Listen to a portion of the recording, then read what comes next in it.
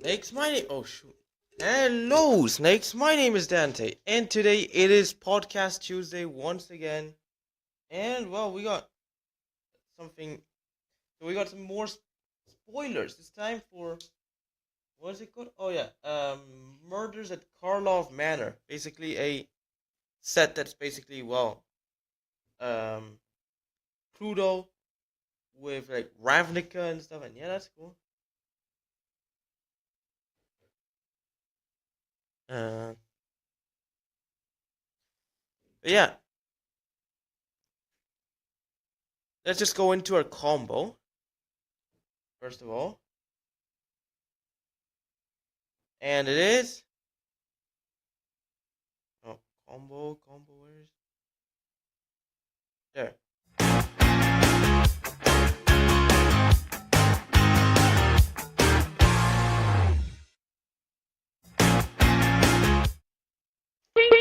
Well, we got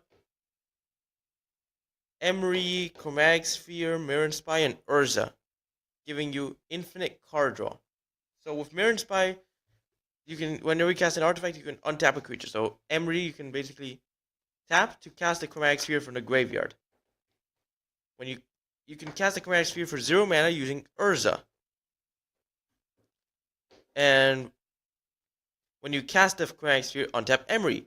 Pay 1 mana, sacrifice a Chromatic Sphere, float 1 mana of any color, and draw a card. And then you can basically consistently do this and draw out your whole deck. And it's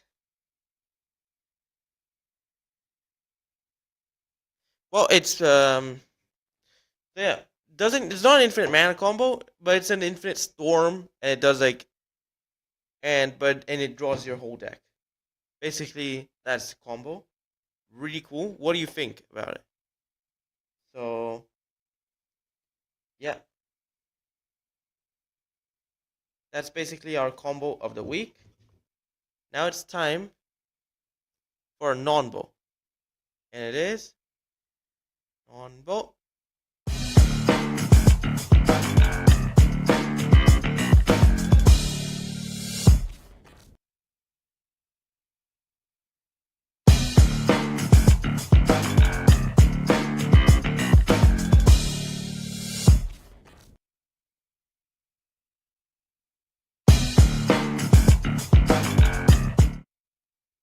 We got Obika and Sahili.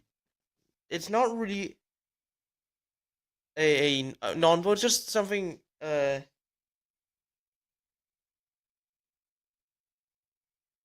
it's basically something you just have to point out. So with Sahili, well, you can basically clone one of your creatures or artifacts and turns into an artifact, gains haste, but then you have to like sacrifice it at the beginning of the end step. Now, with Abika, you can end the turn. Like basically tap.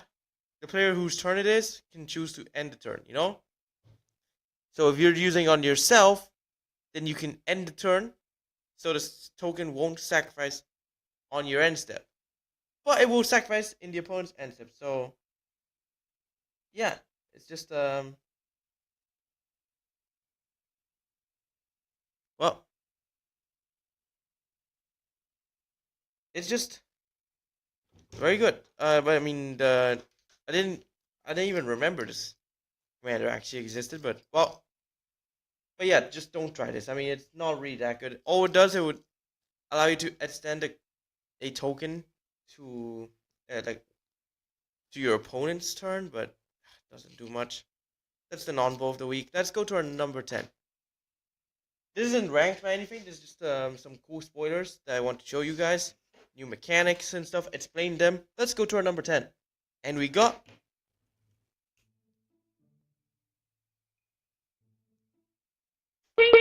Aurelius Vindicator. A 4 mana 4/2 Angel Flying Lifelink in Ward 2. With disguise for Ets, free and no white. So disguise, in case you didn't know what it is, basically it's the new morph. Pay the free mana and it turns to play as a 2/2. Um, with basic with Ward 2. then you can put it face up by paying the disguise cost. In this case, this is free, white, and ads. So, and when it's turned face up, adds out up to adds avatar creatures from the battlefield and or creatures from graveyards. And basically, and what leaves bring the adds out cards back to your hand. So now it's basically there was a similar card, another angel. I don't remember what was it, but basically you can just adds out some of your opponent's creatures and from the battlefield and some creatures from your graveyard. That's like preferable option. And then when the Vindicator leaves, well, put them back to the hand. So it's like a delayed bounce to your opponent's creatures. Like it captures them and then bounces them. And then a delayed retrieval, a graveyard recursion for your graveyard. That's basically because it will capture your cards from the graveyard and then like when it leaves the battlefield, just bounce them. And well, you can also do it in many different forms, but that's basically what you can do with Oria's Vindicator. Really good. And this guy's mechanic is kind of cool. It's basically the same thing as Morph, with the same 5 mana Morph rule and stuff, but well, it's improved because it gives the creature has Shroud this time instead of having not Shroud, Ward 2 instead of not having anything. Let's go to our number 9, and we got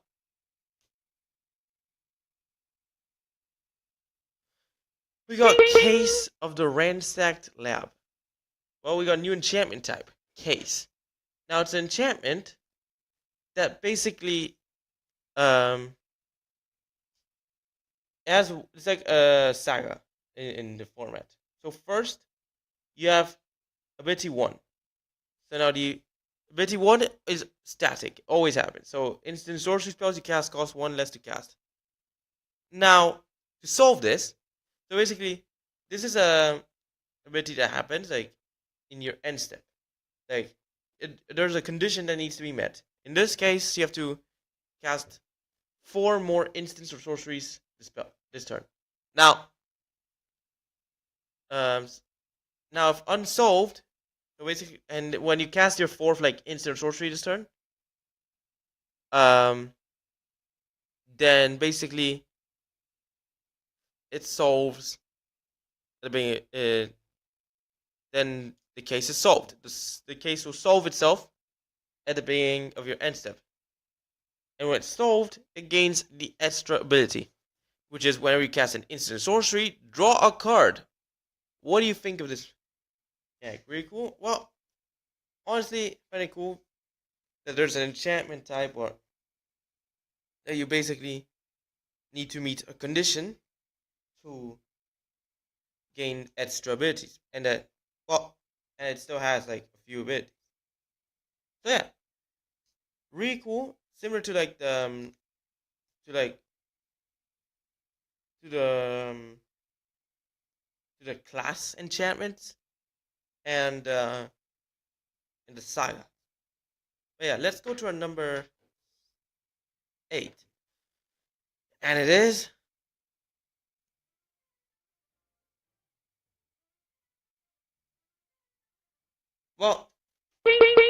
we got Prophet's Eidetic Memory. Nothing special about this card. This is just a 2-mana legendary enchantment that's really cool. When it ETBs, you draw a card. No maximum hand size, and at the beginning of your combat, you draw more than 1 card this turn. Put X plus +1 counters on target creature you control, where X is the number of cards you've drawn this turn -1. It's a new card that's going to my Locust God deck because, well, it has what it does. It will just with card draw, so it gives me no maximum hand size, and with card draw, I can just grow my commander, so I can beat them down with commander damage if necessary. Shouldn't happen, but sometimes things were what it is. Well, anyways, that's our number 8. Really cool card, and well, let's just go into our number 7. And it is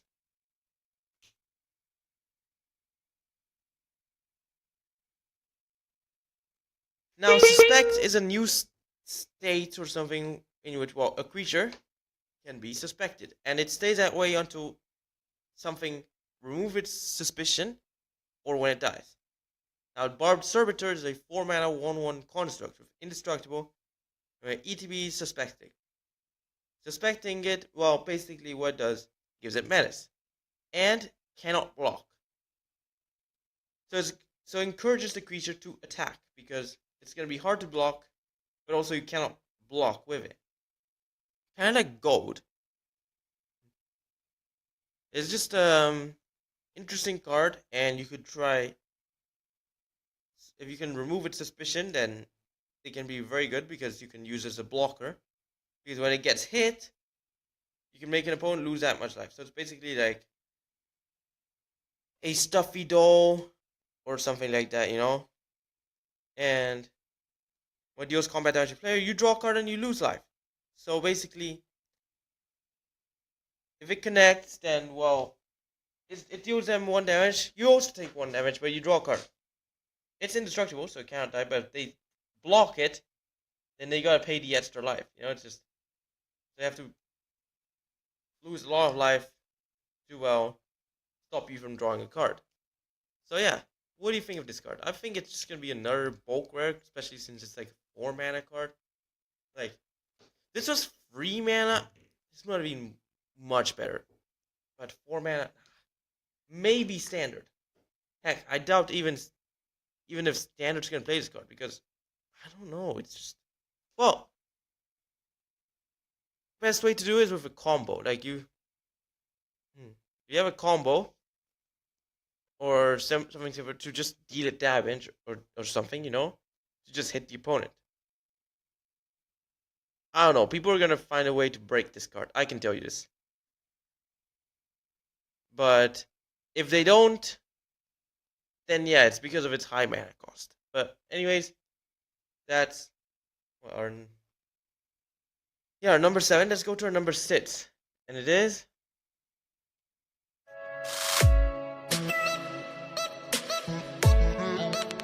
so we got a new mechanic, which is to collect evidence. Now you have to collect evidence. You have to exile. It's a cost where you have to exile cards with total mana value and or greater from your graveyard, similar to like a crew with your stuff. But well, tap.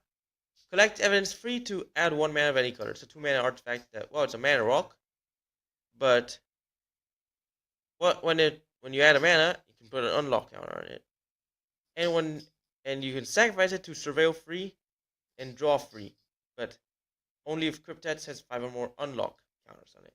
So yeah, it's just a mana rock that later on you can use it to surveil free, draw free. So it's actually kind of cool. But well, for this you have to like collect evidence 15. So like, you gotta exile a bunch of cards from your graveyard for it, but not bad. Actually, kind of cool, especially for commander. Either way, that's what, number 6. No, it's number 5. Now it's time for number 5, and we got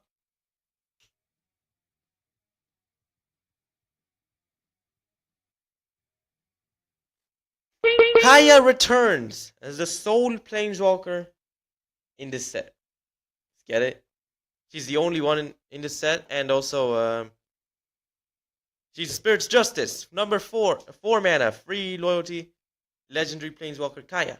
Now, special ability: whenever 1 more creatures you control and or creature cards in your graveyard are put into exile, you may choose 1 creature from them, and until end of turn, 1 of your tokens becomes a copy of it, except it has flying. So you can basically temporarily bring back like a creature for 1 turn from death. +2, surveil 2, then exile card from a graveyard. So this surveils. I mean, Surveil was actually introduced in Ravnica as a Demir mechanic, but now it's like in all colors and stuff. Like, it's actually kind of funny. Now that's in Ravnica, like everyone's surveilling. Like, used to be Demir only the one surveilling. Now the Guild Pact is finished. I don't know what happened, but anyways, everyone's surveilling. Now there's like free color cards in friggin' Ravnica. Like, oh my god, what is this? You are like, and then exile cards from a graveyard. So you can exile someone else's card, or you can exile one of your own creatures to trigger this. +1 for 1/1 spirit, so you have targets for your trigger. Or -2,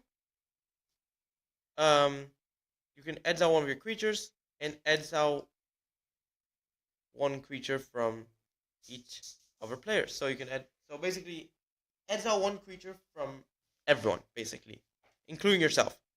So yeah, you can just do this, and well, it's like all built around her trigger, all of her abilities. I don't know how useful. I mean, the -2 is actually kind of cool.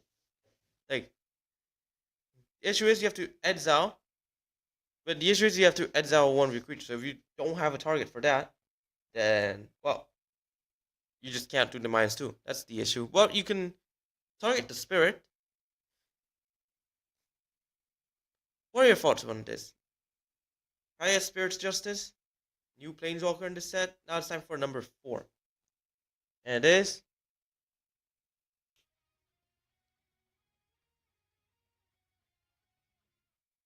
So yeah, Shocklands are coming back in this set.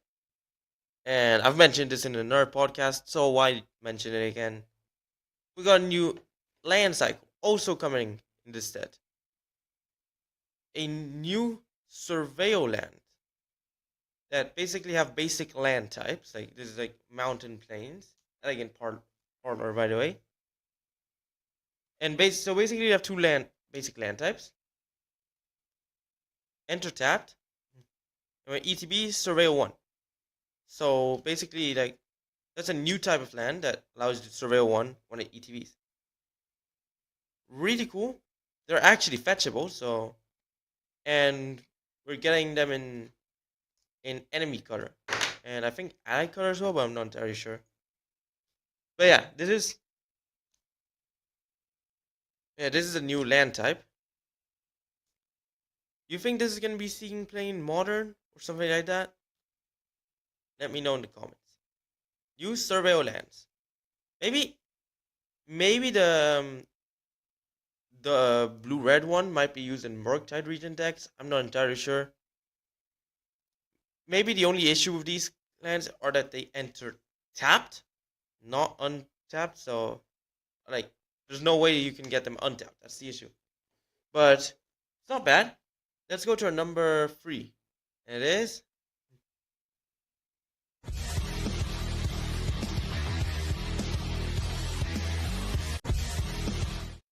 Split cards are back. Sadly, without the fuse ability. This one is an Season Desist, which is an instant sorcery card. It's, well, 2 mana, instant to exile 2 cards from a single graveyard.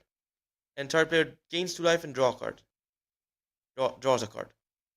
Really cool. Card draw, it replays itself. You can just gain 2 life as well and just exile some cards from a graveyard.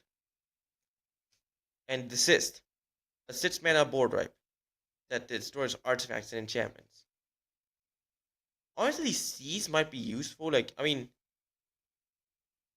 Seize could be used in friggin' Cascade decks to exile cards from graveyards. And because the good thing is it's a 2 mana instant, but in reality the mana cost is 8 because of Desist. That literally has a huge mana cost of 6 mana.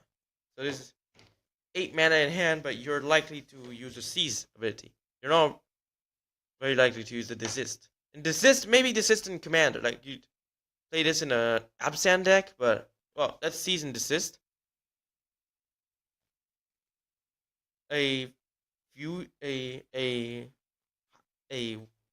split card like I mean, split cards they were introduced like a long time ago, and like I don't remember which side it was, but it was like an old mechanic. Then got reintroduced in OG Ravnica, reintroduced in Return to Ravnica with the fuse mechanic, and reintroduced in Guilds of Ravnica without it. Now it's time for number 2. And now it's back again, yeah. Really cool. Now it's time for number 2. And we got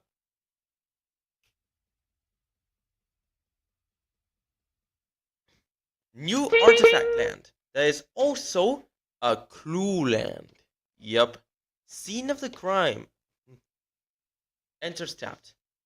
Tap for a colorless. And tap and untap creature you control to add 1 mana of any color. So this is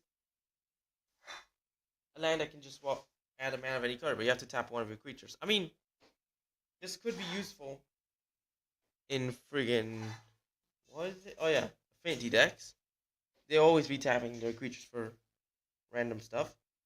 Oh, and for 2 mana you can sacrifice Scene of the Crime to draw a card. So yeah, it's just a really good land. And it's also an artifact, so you could just use this in artifact decks. Well, that's our number 2, Scene of the Crime. Now it's time for number 1. And it is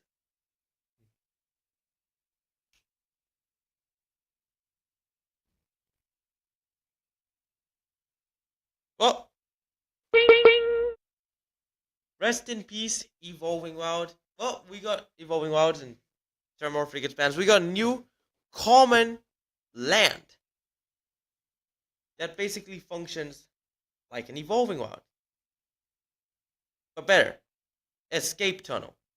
So basically, you can tap to sacrifice it to search for a basic land that enters tapped and shuffle, or tap, sacrifice it. Target creature with power 2 or less can't be blocked this turn. Well, Evolving Wilds has already been obsoleted with what's it called? Oh yeah, that one land, Fable Passage, I think it was, yeah. That allows you to, well, search for land, enter tapped, and untap if you have 4 more lands. Really good card. It's like strictly better than Evolving Wilds, but that was a rare.